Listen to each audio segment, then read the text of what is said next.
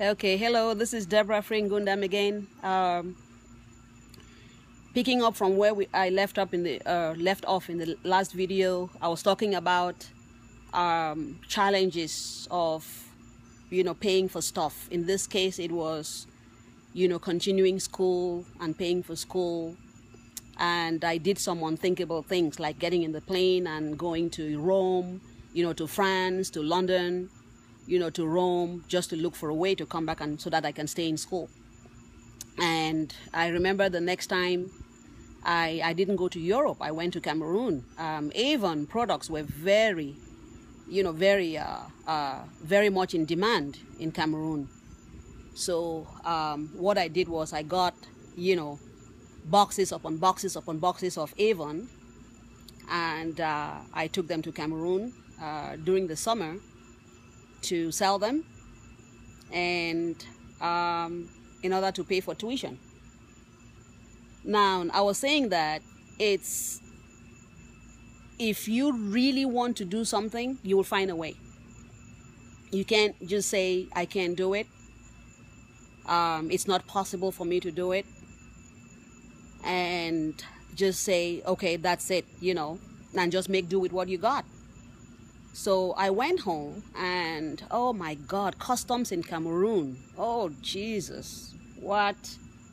It was like the toughest experience ever.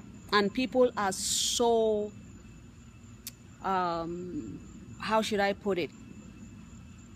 So not trustworthy.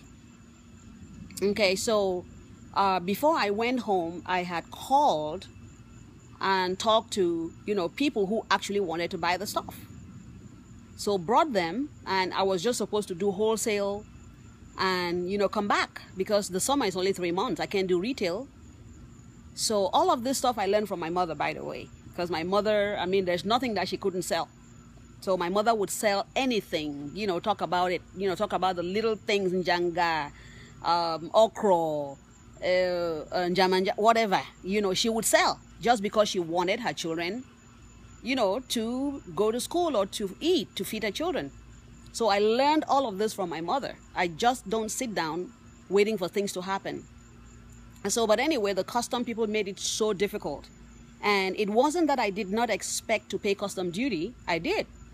But, when they tell you that this is how much you're going to pay, and then when you pay that, and then you come back to collect your stuff, they say, oh, by the way, we made a mistake, and then add to it. And then when you pay that, oh, by the way, oh, we forgot about this. That is not nice. So because of that, I ended up, the semester came and I wasn't able to come back to go to school. So I missed one semester because of this shady business, in Cameroon. So, but anyway, to make a long story short, that was a disaster. It was a major disaster. Ended up losing so much money because the people that you give the stuff to, they know that you're desperate. They know that you have to leave. And guess what? You give them the stuff and you go back the next day to collect your money. That was a big mistake, by the way. Le patron n'est pas là. The little French that I can speak. You go back to ask. They know that you're. And the biggest mistake I made was telling them when I was going back. So they kept avoiding me. You go, où est le patron? Le patron n'est pas là. Every day you go, he's not there. I left so much money with those people, and people are cruel, and they knew that I was a young student just looking for a way. But that's how that was a major disaster. I ended up coming back to the US, missing one semester of school, and then having to stay out of school for another year. That was not a good experience. I ended up I had to stay out of school for another year, working just to get money to go back to school. See you in the next video. So now, before I end though, now what are you thinking as you're watching this video and as you're listening to a young woman struggle? What are you thinking? What is your situation right now? And what are you doing to make sure that your problems get solved. Okay, no excuses.